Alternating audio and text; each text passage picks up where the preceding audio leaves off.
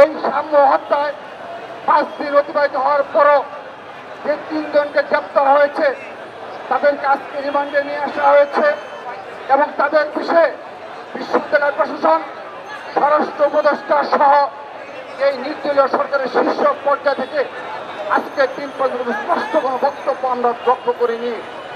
আমরা বাংলাদেশ জাতীয়তাবাদী ছাত্রদল সাম্য হত্যার পর থেকে রাত 12টা থেকেই আমরা আমাদের প্রতিবাদ অব্যাহত রেখেছি এবং আমরা বিশ্ববিদ্যালয় প্রশাসনকে বারবার নিবেদন করেছি যে স্পষ্টভাবে খুনিদের গ্রেপ্তার এবং তাদের যে দায় রয়েছে সেই দায় স্বীকার এবং নিরাপত্তার গাফিলতি রয়েছে সেই বিষয়গুলো স্পষ্ট করার জন্য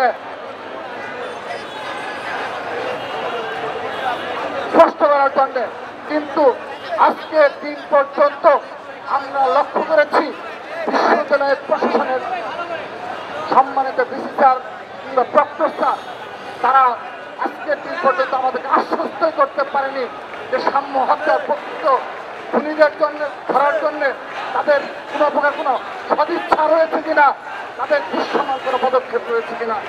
সম্মানিত উপস্থিতি, আমরা আজকের এই প্রতিবাদ সমাবেশ থেকে আবারও যে ছাত্র সমাজ থেকে যে দাবি উঠেছে এবং ঢাকা বিশ্ববিদ্যালয়ের ছাত্রদল আজকেও ক্যাম্পাসে যে কর্মসূচি পালন করেছে সেই ঢাকা বিশ্ববিদ্যালয়ের ছাত্রদলের কর্মসূচির প্রতি ছাত্রদল কেন্দ্রীয় সংসদের পূর্ণ সমর্থন রয়েছে এবং তারা যে দাবি জানিয়েছে প্রশাসন বিশ্ববিদ্যালয়ের ভিসি এবং প্রক্টর সহ যে পদত্যাগের দাবি ঢাকা বিশ্ববিদ্যালয় ছাত্রদল জানিয়েছে, ছাত্রদল কেন্দ্রীয় সংসদ তার পূর্ণ সমর্থন জানাচ্ছে এবং তাদেরকে একটা সম্মানিত ব্যক্তি হিসাবে তাদের দাবির প্রতি অবশ্যই বিবেচনা করার অনুরোধ জানাচ্ছি। প্রিয় উপস্থিতি, আজকে আপনারা শুনেছেন সাম্যর আপন বড় ভাই সৈকত ভাই যে পুলিশের গাফিলতি এবং বিশেষ করে সাম্য হত্যার পর যে 2 জনকে গ্রেপ্তার করা হয়েছিল তাদেরকে পুলিশ ছেড়ে দিয়েছে এবং সাম্য হত্যাকাণ্ডের প্রত্যক্ষদর্শী বয়ান অনুযায়ী আজকে সাম্যর ভাইকে আমাদের কাছে যে বক্তব্য রাখলেন আমরা এদের স্পষ্ট হচ্ছে এর পিছনে বড় কোনো রহস্য রয়েছে এবং এর পিছনে আমরা এখন স্পষ্ট করছি না, তার পিছনে আমার হল কেন্দ্রিক এবং অপর অনেক বিষয় জড়িত থাকতে পারে, অপর অনেক বিষয় এর নেপথ্যে থাকতে পারে। আমরা আজকে সাম্যর বড় ভাই সৈকত ভাইয়ের মাধ্যমে সেই বিষয়গুলো স্পষ্ট হলো অবগত হলাম। আমরাও এখন তদন্ত দাবি করছি আবারও এই 3 জনই শেষ ঘটনায় যারা প্রকৃত খুনি তাদেরকে গ্রেপ্তারের দাবি করছি এবং আজকের এই প্রতিবাদ সমাবেশ থেকে আমরা স্পষ্ট ভাষায় ঘোষণা দিচ্ছি বাংলাদেশ জাতীয় ছাত্র দলের হাজার হাজার নেতাকর্মী আজকের শাহবাগের চত্বরে উপস্থিত হয়েছে। ইতিপূর্বে আমরা দেখেছি 100 থেকে 200, 300 থেকে 400 কেউ একত্রিত হয়ে তারা কোনো দাবি দেওয়া পেশ করেছে এবং নির্দলীয় সরকারের দাবি রয়েছে তারা আমরা দেখেছি সেই দাবির প্রতি তাদের সম্মতি রয়েছে।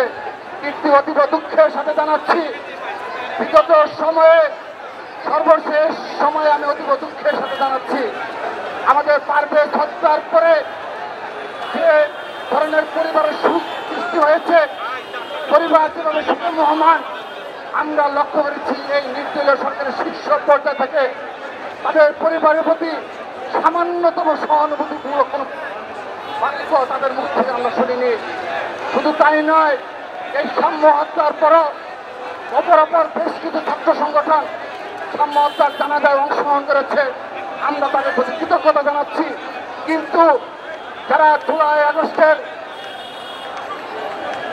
সর্বোচ্চ সুবিধাভোগী যারা এবং তারা ক্রেডিট দাবি করে তাদের কোনো উপস্থিতি এই সামনের জানাজা আমরা লক্ষ্য করিনি। শুধু তাই নয়, আরো 2-1টি বৃহৎ ছাত্র সংগঠন রয়েছে যারা বিভিন্ন সময় প্রপাগান্ডায় বিশ্বাসী, সোশ্যাল মিডিয়ার প্রপাগান্ডায় জড়িত, তাদেরও কোনো উপস্থিতি সামনের জানাজা আমরা লক্ষ্য করিনি। আমরা নিন্দা জানাচ্ছি, ধিক্কার জানাচ্ছি তারা এ ধরনের মানসিকতা পোষণ করে এই বাংলাদেশের ছাত্র রাজনীতি করতে চায় এবং তারা মুখে বিভিন্ন সময় বক্তব্যে বারবার বলে যে তারা ঐক্য চায়। যদি সাম্যর জানাজা পড়তে তাদের নিয়ে থাকে তাদের সাথে কি ধরনের ঐক্য হতে পারে আমি সাধারণ শিক্ষকদের প্রশ্ন রেখে গেলাম। আমি আরেকটি বিষয় বলতে চাচ্ছি।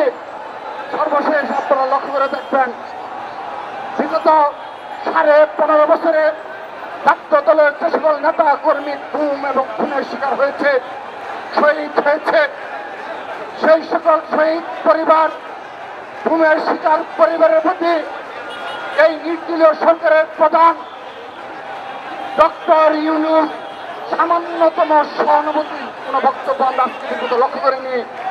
তিনি তেমন কোনো পদক্ষেপ কিংবা সেই পরিবারগুলোর সাথে সাক্ষাৎ করে সামান্যতম সহমর্মিতা পোষণ তিনি করেননি। আমরা তার অবস্থানে নিন্দা জানাচ্ছি, ধিক্কার জানাচ্ছি। তাকে স্মরণ করে দিতে চাই, তাকে স্মরণ করে দিতে চাই যখন তিনি নোবেল পুরস্কারে ভূষিত হলেন। বিএনপি চেয়ারপারসন দেশনেত্রী বেগম খালেদা জিয়া সহ বিএনপির আপামর সকল নেতৃত্ব তাকে সাধুবাদ জানিয়েছিল এবং এই বাংলাদেশের শ্রেষ্ঠ সন্তান হিসেবে তাকে আমরা করে নিয়েছিলাম, আপন করে নিয়েছিলাম। কিন্তু আজকের দিনে আমরা বিগত 15.5 বছরে দেখেছি তিনি বিভিন্ন সময় খুনি হাসিনার এবং এই হাসিনার পরিবার দ্বারা নির্যাতিত হয়েছেন। সরাসরি তাকে অপদস্থ করা হয়েছে। কিন্তু তিনি যখন এই প্রধান উপদেষ্টার পদে অধিষ্ঠিত হলেন, তারপর থেকে আজকের দিন পর্যন্ত আমরা কখনো লক্ষ্য করিনি ছাত্র দলের যে সকল নেতাকর্মী শহীদ হয়েছে, গুম খুনের শিকার হয়েছে, তাদের পরিবারের প্রতি, গুম শিকারের পরিবারের প্রতি সামান্যতম সহানুভূতি কিংবা সাক্ষাতের প্রয়োজন তিনি অনুভব করেননি। আজ তিনি 9 মাস অতিবাহিত হয়েছে। তার এই ধারাবাহিকতায় সাম্য হত্যা, পারভেজ হত্যা হয়, ছাত্র দলের নেতাকর্মীরা এখনো খুন হয়।